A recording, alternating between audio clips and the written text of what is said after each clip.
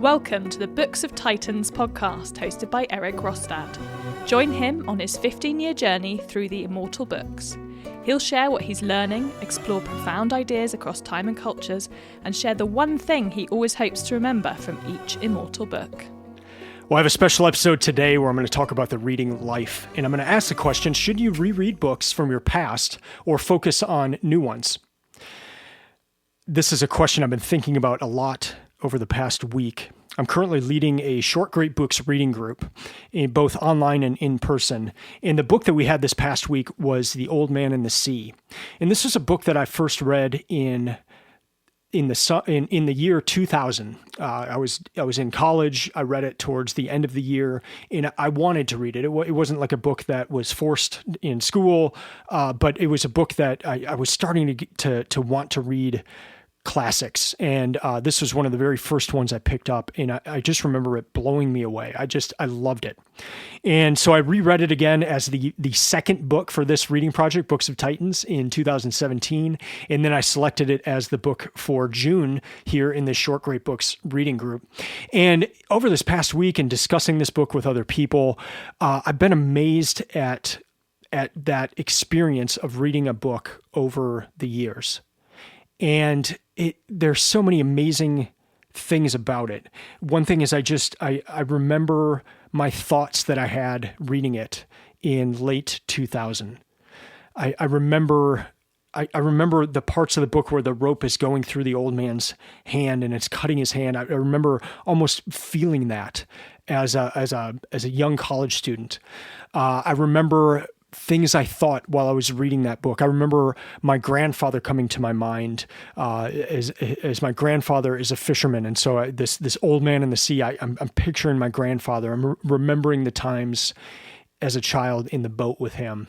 But at that time, as a college student, that past wasn't that far away. And this most recent reading of The Old Man and the Sea was the first time I had read the book since my grandfather had passed away. And so just even those things of family members coming to mind, life experiences, initial thoughts of reading the book, it's like they flood back when you reread these books. And so I think of it almost as a process of reintroducing me to myself. And so my goal in this episode is to encourage you to reread books from your past as you focus on new ones as well. My current reading project, Books of Titans, I would say 98% of the books are new. I mean, in the sense that it's the first time that I've read them. They're not new books. I'm reading great books, immortal books thousands of years old, hundreds of years old, but they are new to me in that it's the first time I've read them. I'd say 98% fall in that range. Whereas there have only been a few that I've reread, but that process has been incredible. It's changed how I view some of the books. It's deepened my love for other books. And so I want to talk a little bit about that. I'll mention my experience a little later in this episode, but just want to start with talking about how to go about this and how to reread books from your past, which ones to select, how to have a balance in all of that. But yeah, my general thesis is to reread the books from your past, but to be intentional about it. Don't just reread everything, but read certain books. So I would suggest that you start with books that you loved, the books that really shaped you when you were younger. And these could be books when you were very young. Maybe it's books when you were in high school. High school is really the time that I was starting to read bigger books, and most of them were forced on me in the sense of having to read them for high school. And I disliked almost all of the books that I was required to read. And it almost did me in for reading for my lifetime. Luckily, I had this spark right after high school that got me into wanting to read, and then that just kind of built over the years into finally this reading project where it's now a major part of my life. But it was almost snuffed out in high school, and I talked to so many people where it was snuffed out in high school, and they were required to read these books, and they hated it. So don't start with those. I'll talk about those in a minute, the ones that you were forced to read, but start with the books that you loved, that really shaped you. And what's great about that is you'll remember you'll remember things as you reread these books, especially the ones that have shaped you. You'll see how they've shaped you. You'll come across things that you read, ideas, parts of a novel, parts of the work that shaped you, and you'll perhaps have forgotten how they shaped you, but it'll cause you to recall kind of the before and after, because now you're reading it on the after side of things where you've been changed by that book, but to kind of identify like, oh wow, this was a major turning point in my life, and here is the page where this happened. It's a really powerful thing to see that. So first thing is you'll just notice. You'll notice some different things about that. In tied to that, you're going to notice different things in the book than you did the first time. There'll be an aspect of nostalgia in remembering what you thought and what you were going through at the time, how that book impacted you. But you'll also be noticing different things in the book that perhaps you were daydreaming or you just weren't in the right life spot, especially on things dealing with nostalgia. When you're young, you don't understand nostalgia, but it comes up in so many books. It comes up in The Old Man and the Sea, The Great Gatsby, so much of those two books in particular. There's a lot dealing with nostalgia. I didn't understand nostalgia as a 20-year-old, but as a 45-year-old, it's much different. And so different things will stick out in the book. Don't be afraid of books that you know are great, but that you hated. So this is kind of the next stage. So after you've started with the books that you loved, that shaped you, now go into the books that you hated. And the reason I say this is because I've done that. Like The Great Gatsby, I hated in high school. I reread it in the year 2020 and then reread it again this year, 2025.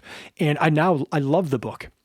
And I think the reason I hated it was because I was forced to read it in high school. But now that I've read it on my own, it just shifted the whole thing for me. So there are a certain set of books that you hear about all the time. You know that they are great. Maybe it's Gatsby. Maybe it's something like Catcher in the Rye. You know they're great books. I would start with those and start with the short ones. Gatsby's relatively short, so is Catcher in the Rye. Start with these shorter books that, again, you may just have a bad taste in your mouth for them, but you might have a completely different experience. You're now at a different part in your life. You're at a different stage in your life. The book may come alive in ways that it just couldn't when you were forced to read it when you were young. In terms of fiction versus nonfiction, I've reread both types for this reading project. I reread a nonfiction book in 2020 that had just a tremendous impact on my life, and it was interesting to reread it. But I've noticed that fiction has had a bigger impact on me when I'm rereading these books, because you're getting involved in them. You're getting involved in the characters. I can imagine that some nonfiction books, just where perhaps I made a shift in my life in terms of how I did finances or productivity or different things like that in a nonfiction book. I could see how that rereading it would probably, oh yeah, this is where I changed this mindset or started doing this. But fiction, you get deeper, you get in with the characters, and I've noticed a deeper connection in rereading fiction as opposed to nonfiction. C.S. Lewis has a great rule on just in general, kind of, should you read new books or old books? And for him, he said, it is a good rule after reading a new book never to allow yourself another one until you have read an old one in between. If that is too much for you, you should at least read one old one to every 3 new ones, end quote. And so I would encourage you, kind of along the lines of this rule by C.S. Lewis, is to start incorporating some books that you're rereading, not to just read books that are new to you, not necessarily that they've been written in the last few years, but just books that you've not read before. Mix it up and make sure you have some that you're rereading, books that have really moved you or books that you know are great, you perhaps didn't like at first, and then go back into them. So for my experience, most of the books I'm talking about where I've reread them, there was around a 20-year break. So I either read them in high school or college and then revisited them 25 years later. And so I'm currently reading through the great books, and nearly all of those are first-time reads for me. There'll be a few that I've read in the past, but almost all of those are new ones. But in 2020, I reread some books. One of those was Crime and Punishment, and that was one of the books in college that I read because I wanted to, not because I had to for a class or something. But I read it for the first time and I was blown away. And so to reread that in 2020, it was a wonderful experience, and I got a lot out of it. Remembered a lot of what I had come across on the first time reading it, but then also had new experiences with the book as well. So all those things kind of came together in the rereading of it. And then this year, 2025, where I'm doing the Short Great Books reading project, this is where I've gone back to books that have really spoken to me over the years. The Great Gatsby, Old Man and the Sea. And then I'm about to reread Man's Search for Meaning. That was a book I read in 2017. So 8 years later, I'm looking forward to seeing what that book is like. But I also, each year I reread a book. I reread the Bible every year. So I start off the year, January and February, just reading straight through the Bible from Genesis to Revelation. And that's been a neat experience. I started that in 2020. I've done it 3 or 4 times now. And my plan is to just keep doing that every year. The idea too was on one year I would just read the Bible, and then the next year I would read the Bible and the Apocrypha. I was thinking on the year that I don't do the Bible and Apocrypha to do the Bible and the Iliad, just because I love the Iliad so much. But have some books that you reread on a yearly basis as well. Books that have really impacted you or that you want to be fresh in your mind every year. I found that to be an amazing practice, and one that has really set the tone for this reading project as a whole, just starting each year doing that. Here are some suggestions on how to go about this. And no matter where you are in the process, if you're young or if you're old, write in your books. Because when you reread them, it is really interesting to see what stuck out. Some people don't like that. They don't want to see what they focused on the first time reading it, but I've just found that to be so rich, and to see, oh man, this stuck out to me in the first time I read it, or here are the notes that I have in the back of the book of the first time I read it, or oh my gosh, look at what I wrote there and how wrong that is after finishing the book or after having more life experience or something like that. It almost becomes a journal in a way where you're collecting your thoughts at the moment. And so be sure, no matter where you are in this process, to write in your books. Mark in the front of the book, mark the date that you read it. That is always fun to see. The first time I read this book was here. I will even mark when I bought the book. So bought the book this date, read it this date, reread it this date. When you reread it, use a different color pen or a different type of marker or something, however you do markings in your book, because that's also a really fun thing, is just to see what you got each time. And so I always use a black pen. If I'm rereading a book, I use a blue pen. I have a purple pen as well if it's a third read. And so it's just kind of fun to look through a book and to see what stuck out at different moments, see the notes that I have. And if they're in a different color, again, at the start of the book, when I mark the date that I read it, if it's a second reading, I will mark that part in blue, and then I'll do all the underlining and notes and all that in blue as well. Just in terms of rereading as well, like I'm talking more about rereading after many years, but I've also done a lot of rereading immediately after a book. And that's if I don't understand a book, or if it's such an important book that I know I need to read it twice. So for the Iliad and the Odyssey, I reread those immediately after reading them, just so I would read those twice. I knew they had such an impact on world literature and so many of the other books that I'd be reading for the Immortal Books list that I wanted to have those under my belt. But then I also came to the Greek tragedies and started with Aeschylus and just had trouble understanding them. It took me a while to get into tragedy. I don't know why, but it took me a long time. So I reread those 4 times The first plays by Aeschylus, I read them each 4 times, and it took me that amount of time. I doubt it'll take you that long, but I just had a lot of trouble with it, and it took me that long. So I would encourage you to reread it immediately if it's just something you don't understand. You'll thank yourself, because if you really understand a book, it'll help you in later reading as well.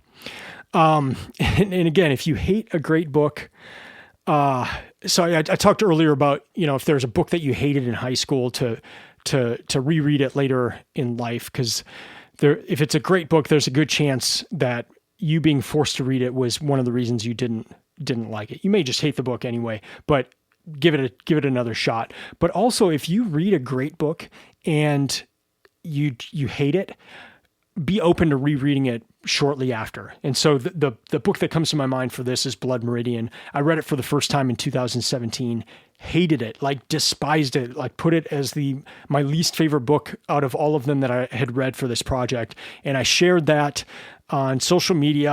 I would share it in the podcast that I hated the book, and people started commenting and just saying, hey, you need to give this one another try. It's an important book. Give it another shot.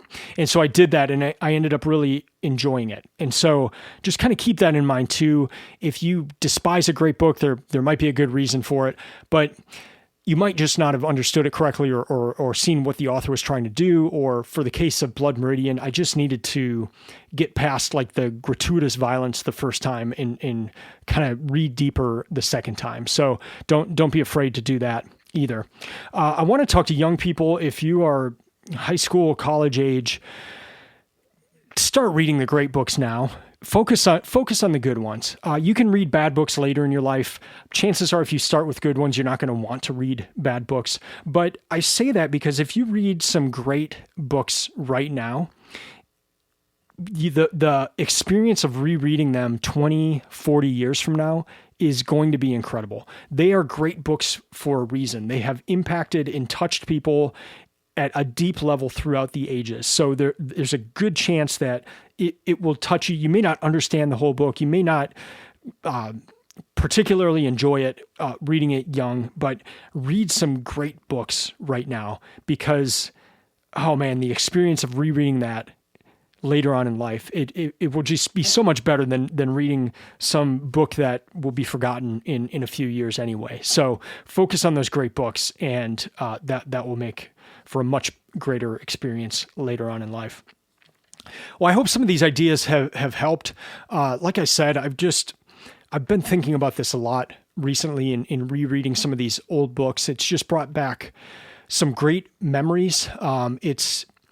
It's surprised me in how I've come to think about books, particular books in a different way after having reread them, especially if I didn't like it the first time, or just kind of had a negative taste in my mouth from a particular book. But to revisit it, to see it from a different lens, from my same mind, but with much different life experience and much different a way of approaching books. It's amazing to see that. And it's one of my great pleasures in reading. So I hope you start taking up this practice. There's such a temptation to just read books that you haven't read before, but I do want to encourage you to reread some of those books from your past.